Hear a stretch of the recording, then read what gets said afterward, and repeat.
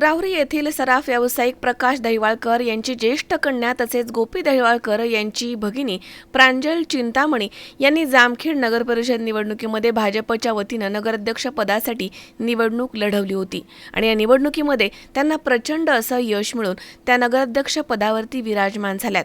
कर्जत जामखेडच्या राजकारणामध्ये अत्यंत प्रतिष्ठेच्या जामखेड नगर परिषद निवडणुकीमध्ये भारतीय जनता पक्षानं निर्विवादपणे वर्चस्व गाजवत ऐतिहासिक असं यश मिळवलंय। नगराध्यक्ष पदाच्या अटीतटीच्या लढतीमध्ये भाजपच्या उमेदवार प्रांजल अमित चिंतामणी यांनी शरद पवार गटाच्या उमेदवार संध्या राळेवात यांचा पराभव करून विजयश्री खेचून आणली आहे। प्रांजल चिंतामणी यांच्या विजयानंतर राहुरी येथील त्यांच्या नातेवाईकांच्या वतीनं मोठा जल्लोष साजरा करण्यात आलाय।